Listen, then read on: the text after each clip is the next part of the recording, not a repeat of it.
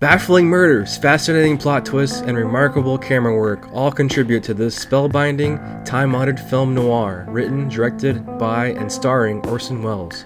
Hired to work on a yacht belonging to the disabled husband of femme fatale Rita Hayworth, Welles plays an innocent man drawn into a dangerous web of intrigue and murder. We start out, as any film noir does, with Orson Welles' narration saying that he is not a good person. He is not the hero of this story. Do we trust that or not? So Orson Welles plays Michael O'Hara, and Michael O'Hara talks like this. He talks like the Lucky Charms. Orson Welles' accent in this, the Irish "Me Lucky Charms" accent, was a distraction for me. He wasn't really consistent with his accent, so that threw me off as well. Michael ends up saving Elsa, played by Rita Hayworth. Elsa is married to Mr. Bannister. Elsa decides that Michael should work for Mr. Bannister, her husband, so he goes to work as a seaman. Michael admits that he's a murderer, and he runs into George Grisby, who wants to plan a murder himself, only he wants Michael to murder him for $5,000. So the plan is for Michael to murder George. George will go away and get some inheritance from the Bannister estate. So you have a rich Bannister estate up for grabs.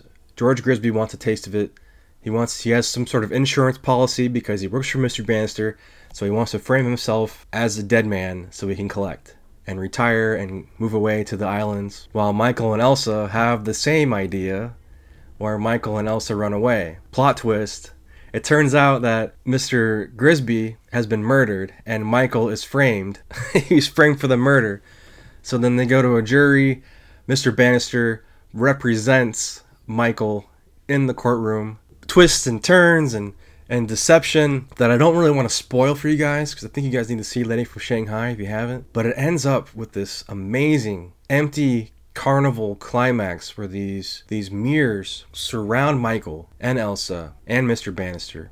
They're all going against each other at the end of the climax, and it's like John Wick took from this movie. John Wick took from Lady from Shanghai. But Lady from Shanghai, this is the hallmark scene of the movie, with the mirrors and the gunshot in the mirrors. You don't know who's in one angle because the mirrors are disorienting the angle from who's in the room with you. You can't really tell, so you're just firing at mirrors and mirrors crack and all this. The way that it's shot is beautiful. So Lady from Shanghai, it checks all the boxes for a film noir. You had the femme fatale played by Rita Hayworth. She is great. She's playing her game. She has her own motives as Elsa. Michael has his. He's strung along. He's head over heels for Rita Hayworth, so he'll do anything to kind of make things right, and he gets sucked into this plot with George. Then you have Mr. Bannister, who's trying to hold on to his youth. He's the old rich guy, married the young dame. Then you have awesome camera angles from Orson Welles here. You have awesome shadows, smoking, mystery, and plot twist. For every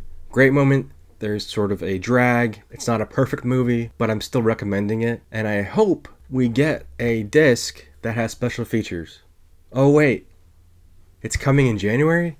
Look guys, Kino Lorber is releasing a Lady from Shanghai version. Hopefully it's from the same restoration, because this restoration is a 4K digital restoration and it looks great.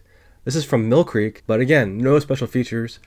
The Kino Lorber one promises special features. Let me know in the comments what you guys thought of The Lady from Shanghai. Have you seen it? Have you not seen it? Is it something that you might be interested in? Let me know below. For more Return of the Disc, visit returnofthedisc.com. Check out the audio version of today's show, available on all major podcast platforms.